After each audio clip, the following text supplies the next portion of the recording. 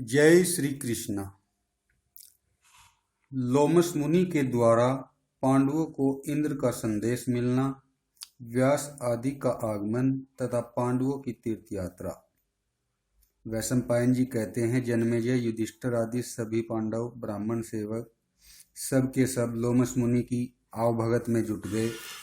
सेवा सत्कार हो जाने के पश्चात युधिष्ठिर ने पूछा कि भगवान, किस उद्देश्य से आपका शुभागमन हुआ है।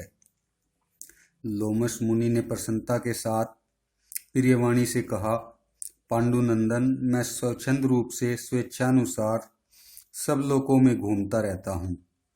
एक बार मैं इंद्रलोक में जा पहुंचा। वहां मैंने देखा कि देव सभा में देवराज इंद्र के आधे सिंहासन पर तुम्हारे भाई अर्जुन बैठे हुए हैं।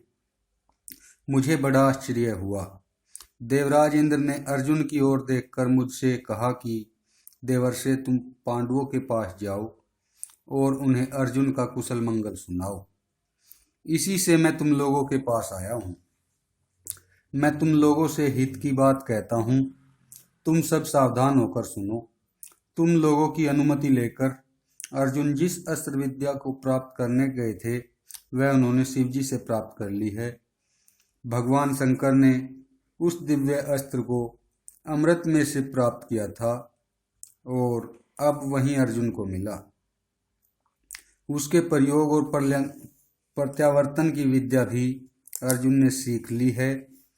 उससे यदि निरपराधियों की मृत्यु हो जाए तो उसका प्रायश्चित भी उन्होंने जान लिया है। उस अस्त्र से भस्म हुए बगीचे को वे पुनः हरा भरा कर सकते हैं। उस अस्त्र के निवारण का कोई उपाय नहीं है। महाशक्तिशाली अर्जुन ने उस दिव्य अस्त्र के साथ ही यम, कुबेर, वरुण और इंद्र से भी दिव्य अस्त्र शस्त्र प्राप्त किए हैं। विश्वावसु के पुत्र चित्रसेन गंधर्व से उन्होंने सामगान, गीत, नृत्य, वाद्य आदि भी भलीभांति सीख लिया है। अब वे गंधर्व वेद की शिक्षा ग्रहण करने के अनंतर अमरावतीपुरी में आनंद से निवास कर रहे हैं। इंद्र ने तुमसे कहने के लिए यह संदेश कहा है, युधिष्ठिर तुम्हारा भाई अस्त्र विद्या में निपुण हो गया है और अब उसे यहाँ निवात कवच नामक असुरों को मारना है। यह काम इतना कठिन है कि इसे बड़े बड़े देवता भी नहीं कर सकते। यह काम करके अर्जुन तुम्हारे पास चला जाएगा। तुम अपने भाइयों के साथ तपस्या करके आत्मबल का उपार्जन करो। तप से बढ़कर और कोई वस्तु नहीं है। तप से ही मनुष्य को मोक्ष आदि बड़े बड़े पदार्थों की प्राप्ति होती है। मैं कर्ण और अर्जुन दोनों को ही जानता हूँ। मैं जानता हूँ कि तुम्हारे मन में कर्ण की धाक बैठ गई है, परंतु मैं यह बात स्पष्ट कह देता हूँ कि कर्ण अर्जुन के 16वें हिस्से के बराबर भी नहीं है। तुम्हारे मन में तीर्थ यात्रा करने का जो संकल्प है, उसकी पूर्ति में लोमस ऋषि तुम्हारी सहायता करेंगे। इस प्रकार इंद्र का संदेश कहकर लोमस ने कहा, युधिष्ठिर, उसी समय अर्जुन ने भी मुझसे कहा कि तपोधन, तुम धर्म के मर्मज्ञ एवं तपस्वी हो। तुमसे राजधर्म अथवा मनुष्य धर्म का कोई भी पहलू छिपा नहीं है। इसलिए मेरे पूज्य भाई युधिष्ठिर को ऐसा उपदेश की दीजिए कि वे धर्म की पूंजी इकट्ठी करें।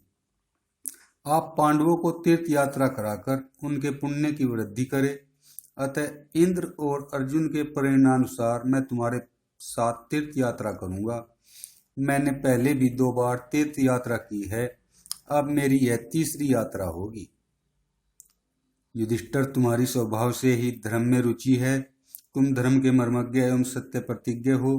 तुम तीर्थ यात्रा के प्रभाव से समस्त आसक्तियों से छूटकर मुक्त हो जाओगे। जैसे राजा भगीरथ, गय और ययाति जगत में यशस्वी और विजयी हो गए थे, वैसे ही तुम भी होगे। युधिष्ठिर ने कहा, महर्षि, आपकी बात सुनकर मुझे बड़ा सुख मिला है। मुझे यह नहीं सूझता कि मैं आपको क्या उत्तर दूं। देवराज इंद्र जिसका स्मरण करे, उससे अधिक भाग्यशाली और कौन होगा। जिसे आप जैसे सत्पुरुष का समागम प्राप्त हो, जिसके अर्जुन जैसा भाई हो और जिस पर देवराज इंद्र की कृपा हो, उसके भाग्यशाली होने में क्या संदेह है। देवराज इंद्र ने आपके द्वारा मुझे जो तीर्थ यात्रा करने का आदेश दिया है, उसके लिए तो मैंने पहले से ही आचार्य धौम्य के कथानुसार विचार कर रखा है। अब जब आपकी आज्ञा हो तभी मैं आपके साथ साथ तीर्थ यात्रा करने के लिए चलूँगा। मेरा तो ऐसा ही निश्चय है, आगे आपकी जैसी इच्छा। 3 रात तक काम्यक वन में निवास करने के पश्चात धर्मराज युधिष्ठिर ने तीर्थ यात्रा की तैयारी की। उस समय वनवासी ब्राह्मण उनके पास आकर बोले कि महाराज, आप लोमस मुनि के भाइयों के साथ पवित्र तीर्थों की यात्रा करने जा रहे हैं, आप हमें भी अपने साथ ले चलिए, क्योंकि आपके बिना हम लोग तीर्थ यात्रा करने में असमर्थ है। हिंसक पशु पक्षी और कांटे आदि के कारण उन तीर्थों में प्राय साधारण मनुष्य नहीं जा सकते। आपके सूरवीर भाइयों के संरक्षण में रहकर हम लोग भी अनायास ही तीर्थ यात्रा कर लेंगे। आपका ब्राह्मणों पर स्वाभाविक ही प्रेम है, इसलिए हम आपके साथ प्रभास आदि तीर्थ, महेंद्र आदि पर्वत, गंगा आदि नदी एवं अक्षयवट आदि वृक्षों के दर्शन करके कृतार्थ होंगे। जब वनवासी ब्राह्मणों ने इस प्रकार सत्कार पूर्वक धर्मराज युधिष्ठिर से प्रार्थना की, तब वे आनंद के आंसुओं से नहा गए और बोले कि तुम अच्छा, आप लोग भी चलिए। जब धर्मराज ने इस प्रकार लोमस मुनि एवं आचार्य धौम्य की सम्मति के अनुसार भाइयों और द्रौपदी के साथ तीर्थ यात्रा करने का विचार किया, उसी समय भगवान वेदव्यास, देवर्षि नारद एवं पर्वत मुनि पांडवों की सुधि लेने के लिए काम्यक वन में आए। युधिष्ठिर ने सबकी शास्त्रोक्त विधि से पूजा की। उन्होंने कहा, शारीरिक वृद्धि और मानसिक वृद्धि दोनों की ही आवश्यकता है। मन की शुद्धि ही पूर्ण शुद्धि है, इसलिए अब तुम लोग किसी के प्रति द्वेष बुद्धि न रखकर सबके प्रति मित्र बुद्धि रखो, इससे तुम्हारी मानसिक शुद्धि हो जाएगी। तब तीर्थ यात्रा करो। ऋषियों की यह बात सुनकर द्रौपदी और पांडवों ने प्रतिज्ञा की कि हम ऐसा ही करेंगे। अब दिव्य एवं मानव मुनियों ने स्वस्ति वाचन किया। पांडव और द्रौपदी ने सब ऋषि मुनियों के चरण छुए। मार्गशीर्ष पूर्णिमा के अनंतर पुण्य नक्षत्र में पुरोहित धौम्य एवं वनवासी ब्राह्मणों के साथ पांडवों ने तीर्थ यात्रा प्रारंभ की। उस समय सबके हाथ में डंडे थे, शरीर पर फटे वस्त्र तथा मर्गचर्म थे, मस्तक पर जटाएं थी, शरीर अभेद कवचों से ढका हुआ थे, हाथ में आयुध, कमर में तलवार और कंधे पर बाण भरे तरकश रखे हुए थे तथा इंद्रसेन आदि सेवक पीछे पीछे चल रहे थे। जय श्री कृष्ण। नैमिषारण्य, प्रयाग और गया की यात्रा तथा अगस्त्य आश्रम में लोमस जी द्वारा अगस्त्य लोपामुद्रा की कथा। वैशंपायन जी कहते हैं, जन्मेजय वीर पांडव अपने साथियों के सहित जहां तहां बसते हुए नैमिषारण्य क्षेत्र में पहुंचे। वहां गोमती में स्नान करके उन्होंने बहुत सा धन और गोएं दान की। फिर देवता और पितृ और ब्राह्मणों को तृप्त कर उन्होंने कन्या तीर्थ, अश्वतीर्थ, गोतीर्थ, कालकोटि और विषप्रस्थ पर्वत पर निवास कर बाहुदा नदी में स्नान किया। वहां से वे देवताओं की यज्ञ भूमि प्रयाग में पहुंचे। यहाँ सत्यनिष्ठ पांडवों ने गंगा यमुना के संगम में स्नान कर ब्राह्मणों को बहुत सा धन दिया। इसके पश्चात वे प्रजापति ब्रह्मा की वेदी पर गए। यहाँ बहुत से तपस्वी निवास करते थे। इस स्थान पर रहकर वीर पांडवों ने तपस्या की और फिर वे ब्राह्मणों को वन के कंदमूल फलों से तृप्त करते हुए गया पहुंचे। यहाँ गयसिर नाम का पर्वत और बेंत के वन से घिरी हुई अति रमणीक महानदी नाम की नदी है। वहां पर ऋषि जन सेवित पवित्र शिखरों वाला धरणीधर नामक पर्वत भी है। उस पर्वत पर ब्रह्मसर नाम का बड़ा ही पवित्र तीर्थ है, जहाँ सनातन धर्मराज स्वयं निवास करते हैं। एक समय भगवान अगस्त्य जी भी यहाँ सूर्यपुत्र यमराज से मिलने आए थे। पिनाकधारी श्री महादेव जी का भी इस तीर्थ में नित्य निवास है।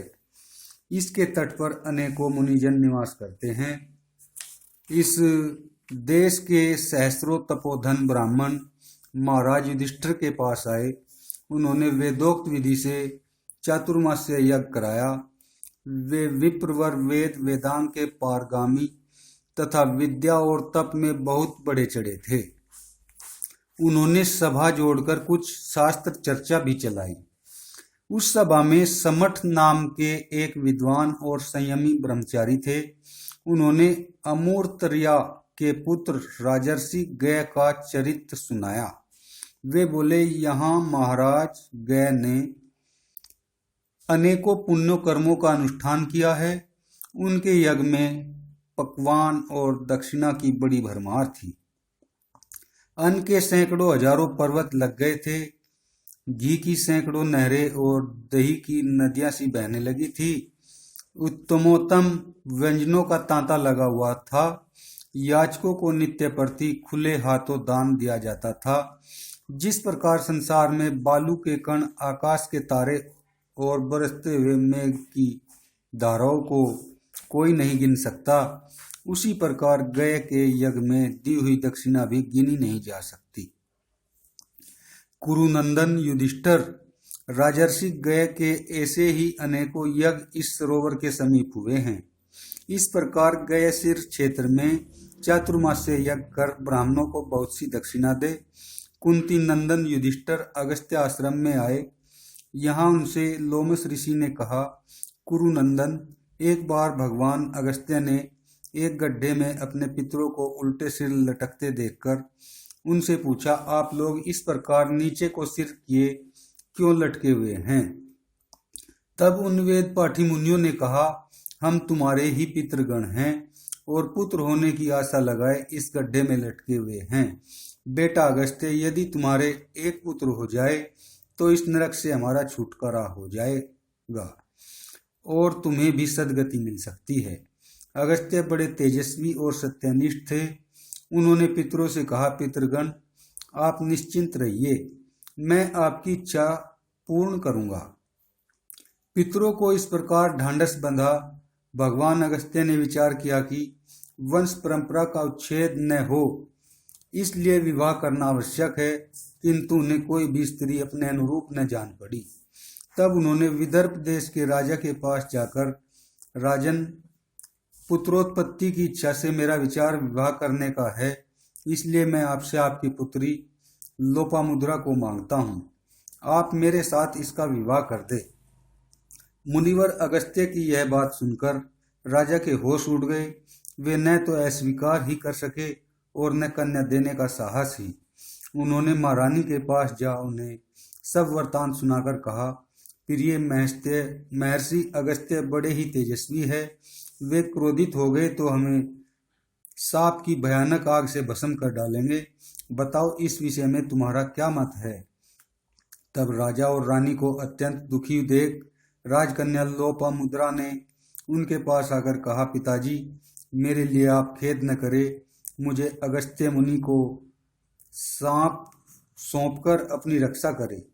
पुत्री की यह बात सुनकर राजा ने शास्त्र विधि से अगस्त्य जी के साथ उनका विवाह कर दिया। पत्नी मिल जाने पर अगस्त्य जी ने उनसे कहा, देवी, तुम इन बहुमूल्य वस्त्राभूषणों को त्याग दो। तब लोपामुद्रा ने अपने दर्शनीय बहुमूल्य और महीन वस्त्रों को वहीं उतार दिया तथा चीर पेड़ की छाल के वस्त्र और मृग चर्म धारण कर वह अपने पति के समान ही व्रत और नियमों का पालन करने लगी। तदंतर भगवान अगस्त्य हरिद्वार में आकर अपनी अनुगता भार्या के सहित घोर तपस्या करने लगे। लोपामुद्रा बड़े ही प्रेम और तत्परता से अपने पतिदेव की सेवा करती थी तथा भगवान अगस्त्य भी अपनी भार्या के साथ बड़े प्रेम का बर्ताव करते थे। राजन, जब इसी प्रकार बहुत समय निकल गया तो एक दिन मुनिवर अगस्त्य ने ऋतु स्नान से निवृत्त हुई लोपामुद्रा को देखा। इस समय तप के प्रभाव से उसकी कांति बहुत बढ़ी हुई थी। उसकी सेवा, पवित्रता, संयम, कांति और रूप माधुरी ने भी मुग्ध कर दिया था। अतः उन्होंने प्रसन्न होकर समागम के लिए उसका आह्वान किया।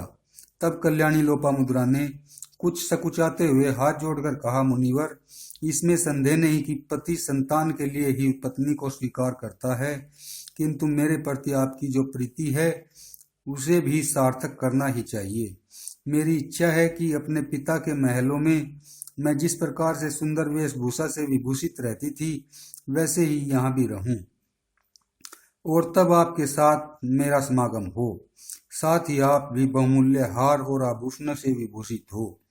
इन कांसावस्त्रों से को धारण करके तो मैं समागम नहीं करूंगी। यह तप का बाना बड़ा पवित्र है, इसे किसी भी प्रकार संभोग आदि के द्वारा अपवित्र नहीं करना चाहिए। अगस्त्य ने कहा, लोपामुद्रे, तुम्हारे पिताजी के घर में जो धन था वह न तो तुम्हारे पास है और न मेरे ही पास है, फिर ऐसा कैसे हो सकता है? लोपामुद्रा बोली, तपोधन, इस जीवलोक में जितना धन है उस सब को आप अपने तप के प्रभाव से एक क्षण में ही प्राप्त कर सकते हैं। अगस्त्य जी बोले, प्रिय, तुम जो कहती हो सो ठीक है, किंतु ऐसा करने से तप का जो अक्षय होगा, तुम कोई ऐसी बात बताओ जिससे मेरा तप अक्षीण न हो। लोपामुद्रा ने कहा, तपोधन, मैं आपके तप को भी नष्ट नहीं करना चाहती, इसलिए आप उसकी रक्षा करते हुए ही मेरी कामना पूर्ण करें। तब अगस्त्य जी बोले, सुभगे, यदि तुमने अपने मन में ऐश्वर्य भोगने का ही निश्चय किया है तो तुम यहाँ रहकर इच्छानुसार धर्म का आचरण करो, मैं तुम्हारे लिए धन लाने बाहर जाता हूँ। लोपामुद्रा से ऐसा कहे महर्षि अगस्त्य धन मांगने के लिए महाराज शत्रुवा के पास चले। उनके आने का समाचार पाकर राजा शत्रुवा मंत्रियों के सहित उनकी अगवानी के लिए अपने राज्य की सीमा तक आया और उन्हें आदरपूर्वक नगर में ले जाकर विधिवत अर्घ्य अर्पण किया। फिर उसने हाथ जोड़कर अत्यंत विनयपूर्वक उनके आगमन का कारण पूछा।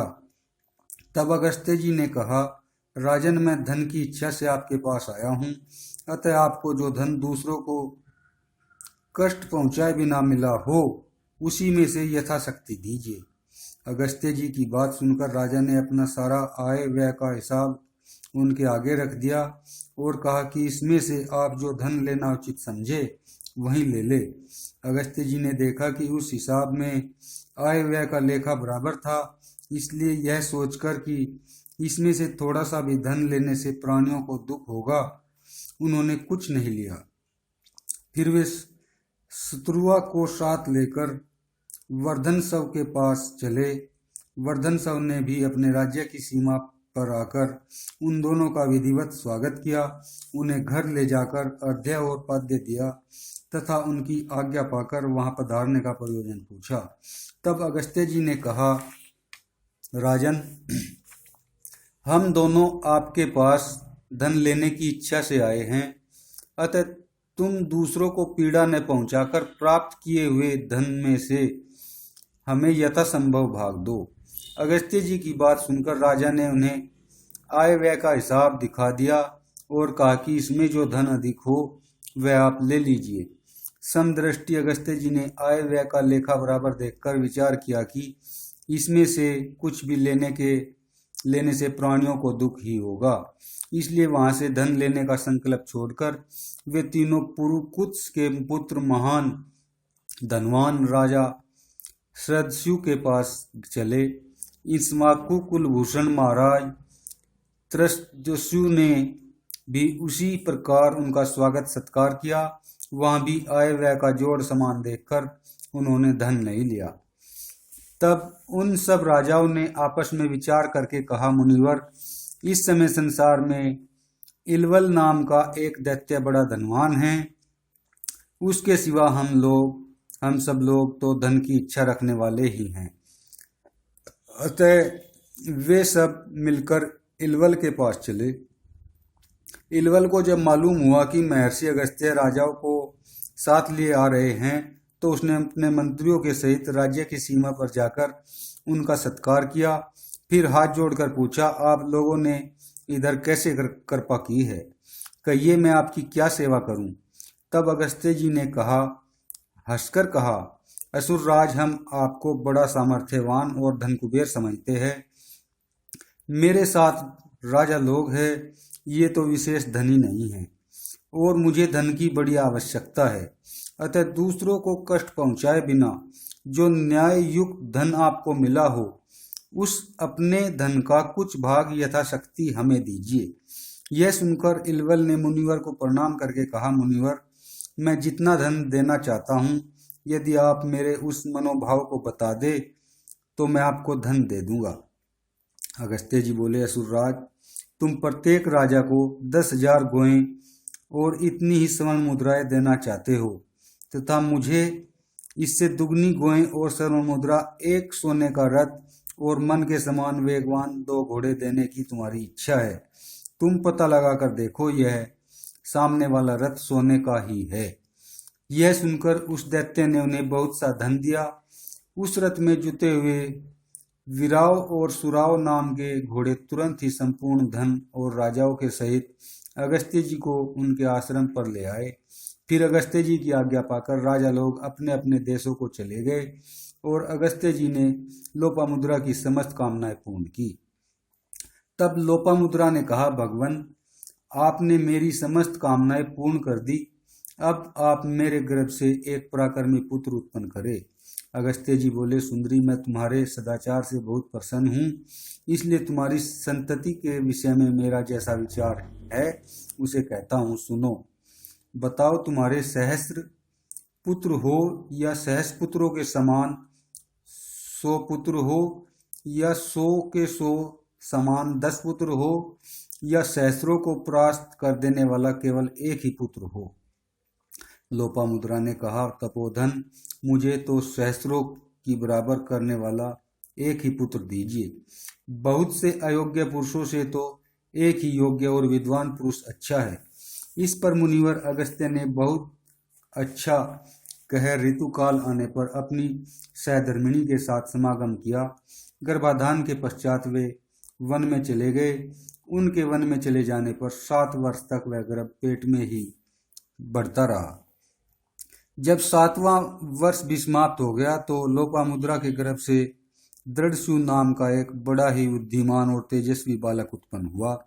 वह परम तपस्वी तथा सांगोपांग वेद और उपनिषदों का पाठ करने वाला था। उसका जन्म होने पर अगस्त्य जी के पितरों को उनके अभिष्ट लोक प्राप्त हो गए। तभी से पृथ्वी पर यह स्थान अगस्त्याश्रम के नाम से प्रसिद्ध हुआ। राजन, यह आश्रम अनेकों रमणीय गुणों से संपन्न है। देखो, इसके समीप यह परम पवित्र भागीरथी प्रवाहित हो रही है। बड़े बड़े देवता और गंधर्व भी इसका सेवन करते हैं। यह भृगु तीर्थ तीनों लोकों में प्रसिद्ध है। भगवान श्री राम ने भृगुनंदन परशुराम के तेज को कुंठित कर दिया था। उसे उन्होंने इसी तीर्थ में स्नान करके पुण्य प्राप्त किया था। इस समय तुम्हारा तेज भी दुर्योधन ने हर लिया है, सो तुम इस तीर्थ में स्नान करके उसे प्राप्त करो। जय श्री राम, जय श्री कृष्णा।